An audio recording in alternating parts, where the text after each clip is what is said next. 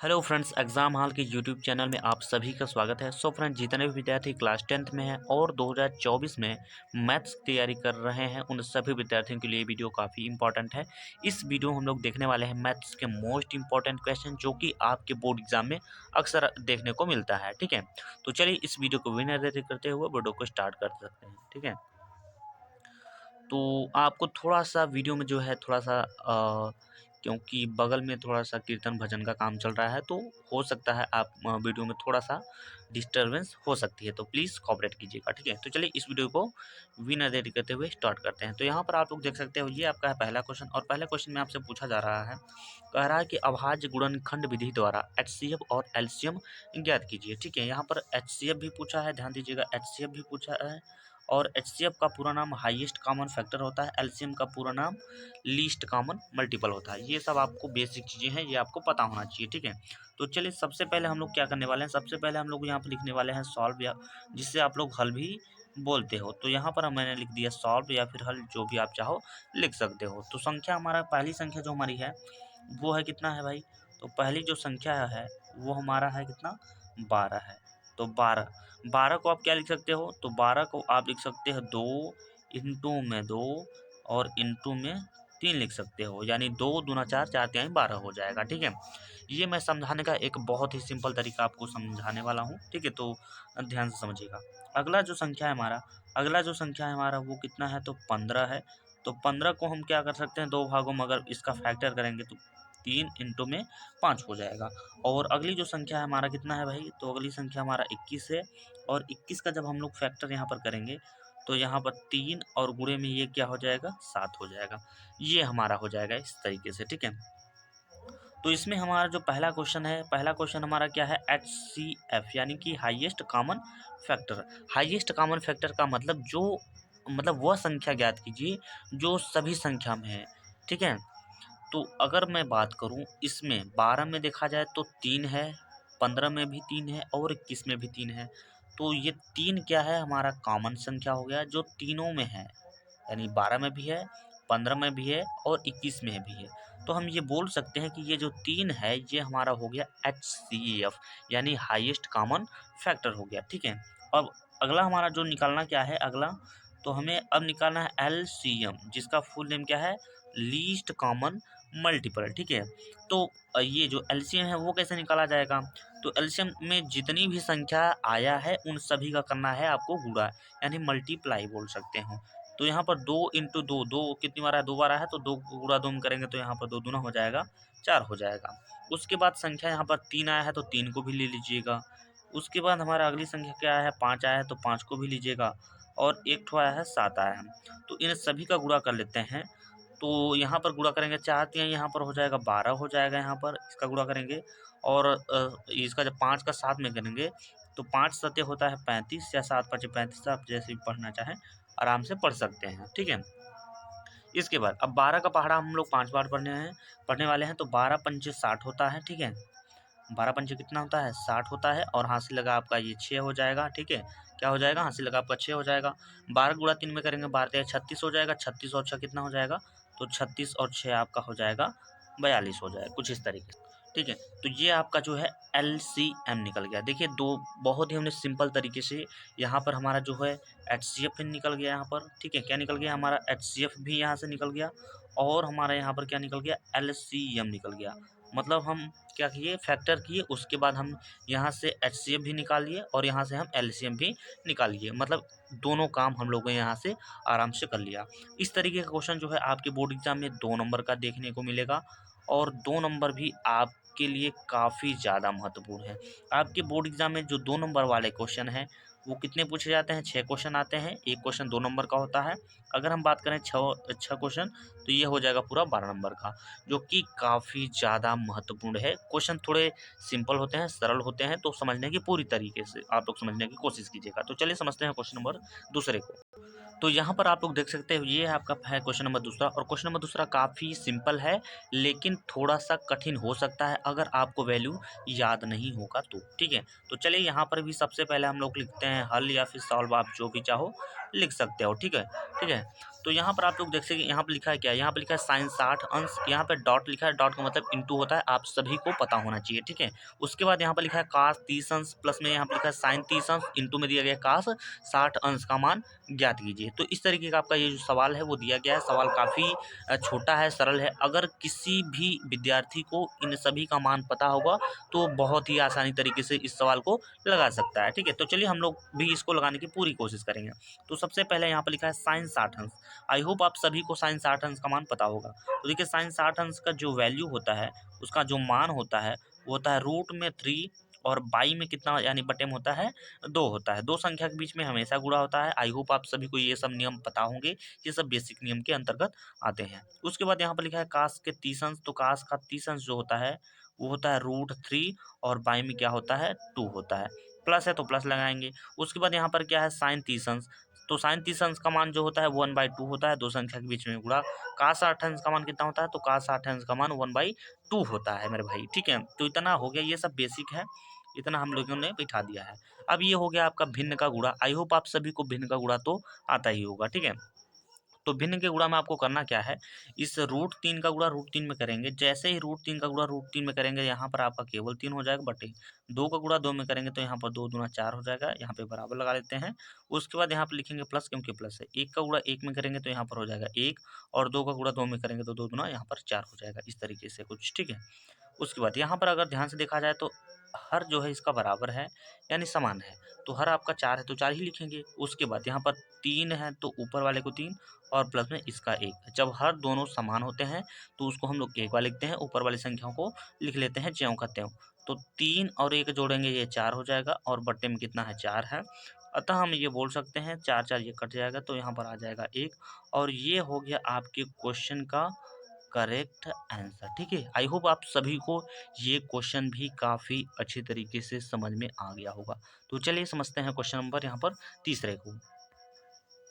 तो यहाँ पर आप लोग देख सकते हो, ये है आपका क्वेश्चन नंबर तीसरा। क्वेश्चन नंबर तीसरा हिंदी वाला क्वेश्चन है, जो कि आपके बोर्ड एग्जाम में देखा जाता है। आई होप आप सभी को पता होगा। अगर आप लोगों ने प्रीवियस ईयर के क्वेश्चन हल किए होंगे तो आपको पता होगा कि हिंदी वाले भी क्वेश्चन आपके एग्जाम में पूछे जाते हैं। ठीक है, तो क्वेश्चन क्या बोल रहा है, क्वेश्चन बहुत ज़्यादा लंबा नहीं है, छोटा ही है, लेकिन 2 नंबर में ऐसा क्वेश्चन आपको देखने को जरूर मिलेगा। तो क्वेश्चन में क्या बोल रहा है, कह रहा है कि ऐसी 2 संख्याएं ज्ञात कीजिए जिनका योग 27 हो और गुणनफल 182 हो। ठीक है, तो ये आपका कंडीशन दिया गया है। तो चलिए सबसे पहले हम लोग क्या करते हैं, यहाँ पर लिखते हैं सॉल्व या फिर हल, जो भी आप चाहो लिख सकते हो। तो इतना लिखने के बाद अब देखिए आपको करना क्या है। तो सबसे पहले आपको यहाँ पर मानना पड़ेगा। ठीक है, क्योंकि यहाँ पर कह रहा है 2 संख्या, अब हमको नहीं पता है कौन सी 2 संख्या कह रहा है, तो आपको मानना पड़ेगा। क्या मानना पड़ेगा, माना। ठीक है, माना पहली संख्या। तो माना पहली संख्या कितना मान लीजिएगा, x मान लीजिए भाई।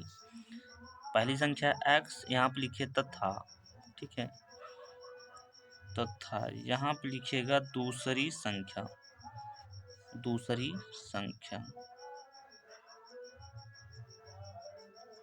तथा दूसरी संख्या क्या मानिएगा, y है। इतना आप मान लीजिए। पहली संख्या हमने x मान लिया है और दूसरी संख्या यहाँ पर y मान लिया है। अब आपको लिखना होगा प्रश्नानुसार। ठीक है, यानी प्रश्न के अनुसार। तो प्रश्नानुसार,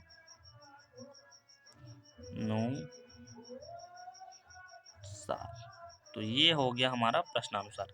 प्रश्न क्या बोल रहा है, 2 संख्याओं का जो योग है वो कितना है, 27 है। तो पहली संख्या जो हमारा है वो x है, योग यानी जोड़ बोल रहा है। दूसरी संख्या क्या है, y है।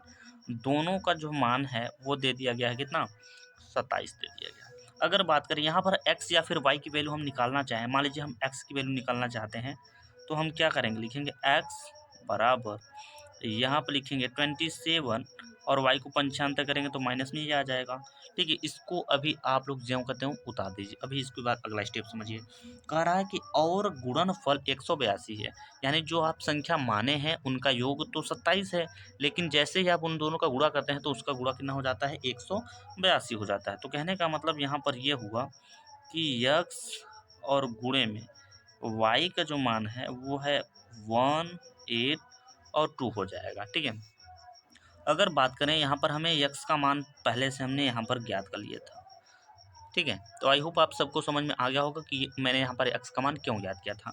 तो x का मान जब यहाँ पर हम बिठा देंगे, यहाँ पर लिखेंगे 27 और माइनस में y, इसको कोष्टक बंद कर दीजिएगा, इंटू में लगाइएगा यहाँ पर y, इक्वल टू में यहाँ पर क्या करिएगा 182 कर दीजिएगा ज्यों का त्यों।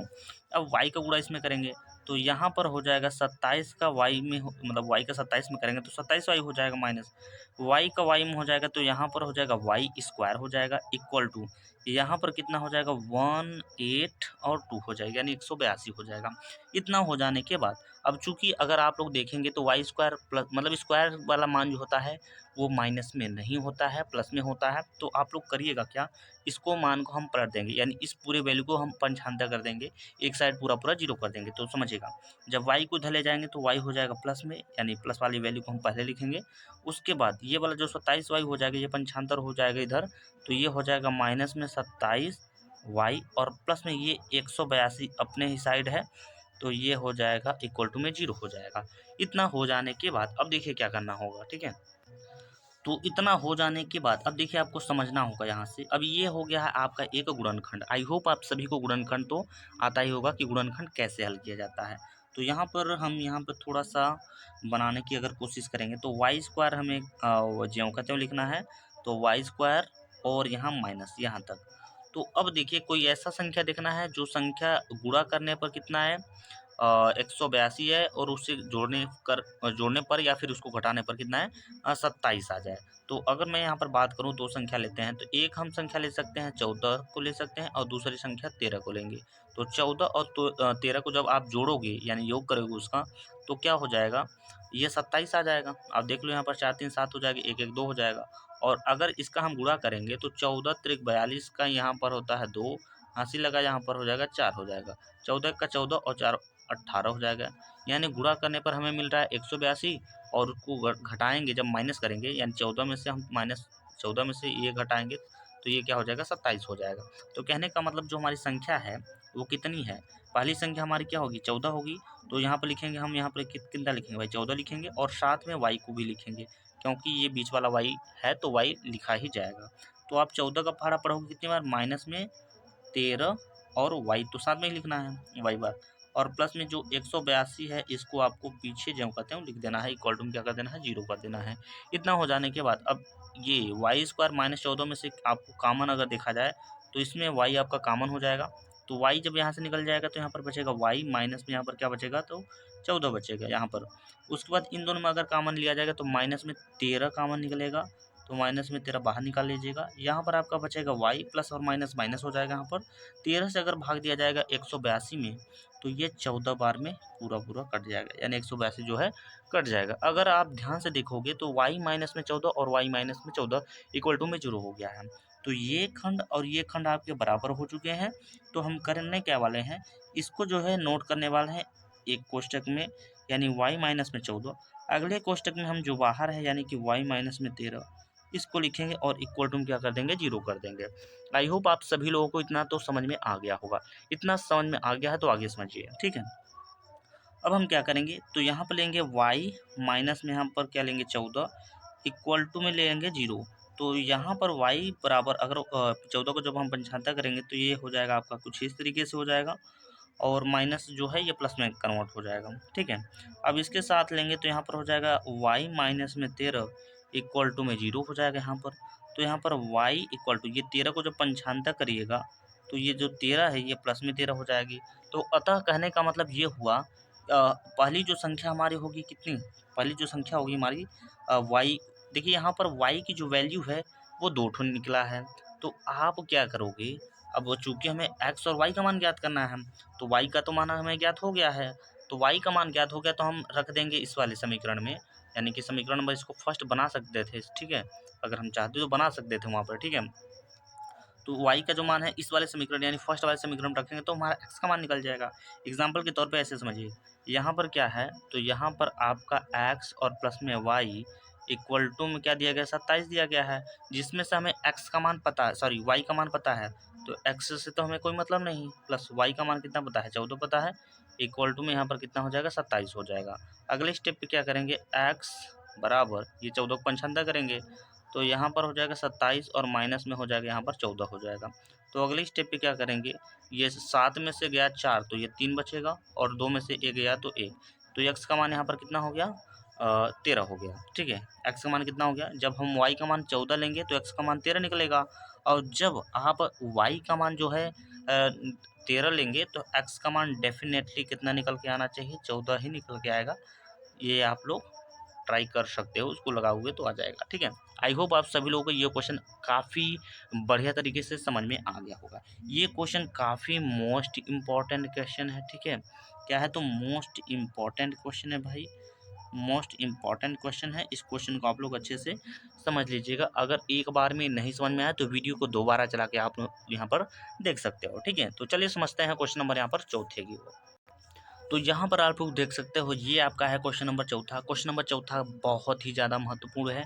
अभी तक जितने भी क्वेश्चन आप लोग देखे हैं उनमें से सबसे ज़्यादा महत्वपूर्ण क्वेश्चन क्वेश्चन नंबर चौथा ही है। क्वेश्चन में क्या बोल रहा है, कह रहा है कि भूमि के एक बिंदु से जो मीनार के पाद बिंदु से 30 मीटर की दूरी पर है। ठीक है, क्या बोल रहा है, 30 मीटर की दूरी पर है, मीनार के शिखर का उन्नयन कोण 30 डिग्री है, मीनार की ऊंचाई ज्ञात कीजिए। ये आपका क्वेश्चन है। तो क्वेश्चन में बहुत सिंपल है, मतलब है तो ठीक ठाक ही क्वेश्चन। तो चलिए यहाँ पर सबसे पहले हम लोग हल लिख लेते हैं। क्या बोल रहा है, कह रहा है भूमि के एक बिंदु से जो मीनार के पाद बिंदु, सबसे पहले आपको बनाना होगा एक मीनार। मान लीजिए हमारा ये हो गया, क्या हो गया, यहाँ पर एक मैंने मीनार बना लिया। ठीक है, उसके बाद आप सवाल को पढ़िएगा। कह रहा है भूमि के एक बिंदु से जो मीनार के पाद बिंदु से 30 मीटर है। कहने का मतलब कि एक बिंदु है भूमि पर, जो मीनार का जो पाद बिंदु है, पाद बिंदु का मतलब मुख्य बिंदु होता है, आप इस बात को समझे, मुख्य बिंदु का मतलब जड़। ठीक है, तो यहाँ कोई एक बिंदु है, यहाँ से यहाँ तक की जो दूरी है वो कितना है, वो 30 मीटर है, ये भाई साहब बता दे रहे हैं। ठीक है, कितना है भाई, तो 30 मीटर की दूरी है। ठीक है, तो अब हम लोग क्या करेंगे, यहाँ से एक कोण भी बन रहा है, आप अगर ध्यान से देखोगे ये वाला।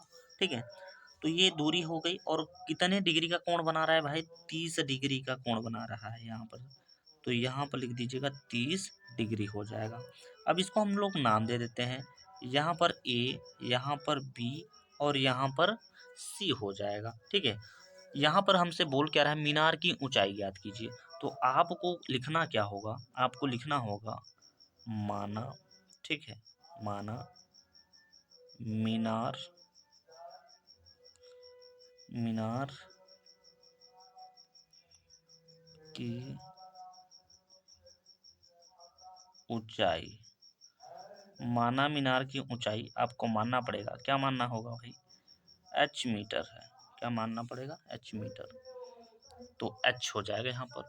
अब देखिए, अब यहाँ से समझने वाली बात आ गई, तो यहाँ से आप लोग क्या समझोगे, समझने की पूरी कोशिश करिएगा। ठीक है, तो यहाँ पर हमें लंब और आधार दिया गया है। तो जब लंब और आधार दिया होता है तो आई होप आप सभी को सबसे पहले त्रिकोणमिति जो चैप्टर है वो आप लोगों ने पढ़ा होगा। अगर वो वाला चैप्टर पढ़ा होगा तो इसको समझना बहुत ही आसान है।